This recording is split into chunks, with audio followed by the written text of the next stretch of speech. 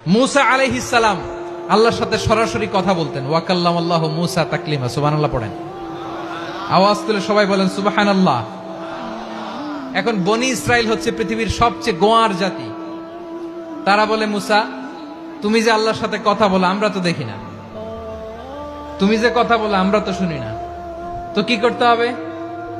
বনি ইসরাইল বলে, আমাদের মধ্য থেকে 70 জন নিয়ে যাইতে হবে তোর পাহাড়ে। ওরা আয়েশা যদি কয় হয় আমরা শুনছি, তাহলে বিশ্বাস করব।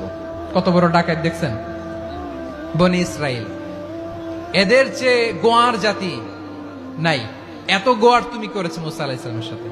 তুমি যে আল্লাহর সাথে কথা বলে আমরা তো দেখি, কি করব? 70 জন আমাদের বন্ধু বান্ধব যে যদি দেখে, তারা বললে ওকে আস, 70 জন আস। 70 জন নিয়ে গেল। মুসা আলাইহিস সালাম হারুন আলাইহিস সালামকে খেলাফা দিয়ে গেলেন, আল্লাহ ওনাকে নবী বানালেন। মুসা আলাইহিস সালাম বললেন, হারুন খবরদার, বনি ইসরায়েলের মধ্যে তাওহীদের বাণী প্রচার করবা, ঐক্য ধরে রাখবা, বিচ্ছিন্ন হতে দিবা না। চলে গেছে।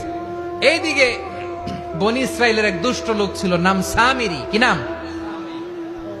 সামিরি।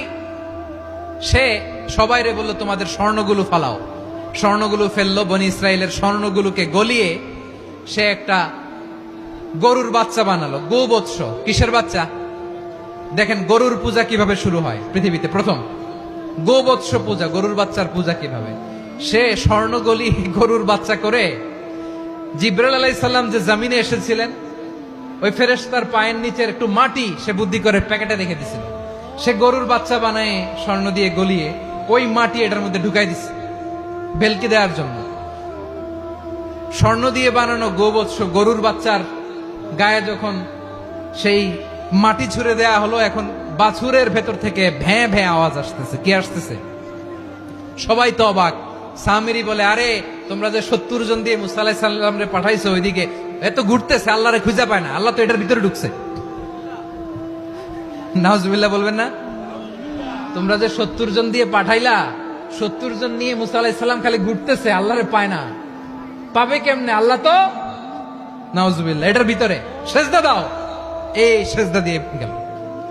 আল্লাহর নবী হারুন আলাইহিস সালাম বললেন, খবরদার, এটা সুস্পষ্ট শিরক। আল্লাহ সব গুনাহ মাফ করে, শিরকের গুনাহ মাফ করে না। খবরদার, তোমরা থামো। কে শোনে কার কথা? হারুন আলাইহিস সালাম বললেন, খবরদার, এই শিরকি কাজে তোমরা সংযুক্ত হয়ো না। তোমাদেরকে কি মনে নাই আমার ভাই মুসা আলাইহিস সালাম কি বলছে? আল্লাহ শিরক মাফ করে না। খবরদার, শিরক করো না, আল্লাহরে ভয় করো। হারুন আলাইহিস সালাম তাদেরকে বুঝালেন, শিরক করো না, আল্লাহরে ভয় করো। শুধু এতটুকুই তিনি বুঝালেন, দাওয়াতি কাজ পালন করলেন, কিন্তু প্রতিরোধ করেন নাই, সশস্ত্র সংগ্রামে লিপ্ত হন নাই, বাধা দেন নাই। কারণ গৃহযুদ্ধ বেঁধে যেতে পারে। উনি ভাবলেন, আমি যদি আমার বাহিনী নিয়ে দাওয়াত দেওয়ার সাথে সাথে প্রতিরোধ করি, আক্রমণ করি, ওরাও আমারে আক্রমণ করবে, ব্লাডশিড হবে, রক্তপাত। এমন অবস্থা হবে বনি ইসরায়েলের মধ্যে, যেটা হয়তো আমার ভাই মুসাও কন্ট্রোল করতে পারবে না। সুবহানাল্লাহ কইবেন না? এক একজন নবীকে আল্লাহ তাআলা কি ইন্টেলেক্ট দিয়ে পাঠিয়েছেন। তিনি ভাবলেন, আমি দাওয়াতি কাজটাই করি, এটা যে হারাম এটা থেকে শুধু বারণ করি, কিন্তু প্রতিরোধ না করি। আমি যদি ঐক্য ধরে রাখতে পারি, বাকিটা আমার ভাই সামলে নেবে। সুবহানাল্লাহ। হারুন আলাইহিস সালাম প্রতিরোধ করলেন না। বনি ইসরায়েলের মধ্যে গৃহযুদ্ধ বেঁধে যাওয়ার আশঙ্কায় প্রতিরোধ করলেন না, আক্রমণ করলেন না, শুধু দাওয়াত দিলেন।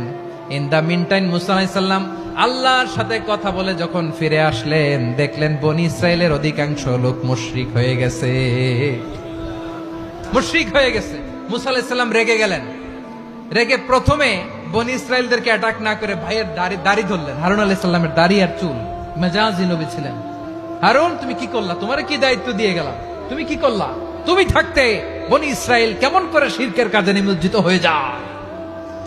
সাইয়েদনা হারুন আলাইহিস সালাম বললেন, ইন্নী, কোরআন সাক্ষী, কোরআন থেকে কোট করছি, ইন্নী খাশিতু আন তাকুলা ফাররাকতা বাইনা বনি ইসরাঈলা ওয়া লাম তারকুব কওলি। ও আমার ভাই, আমার দাড়ি ধরবেন না, আমার মারবেন না।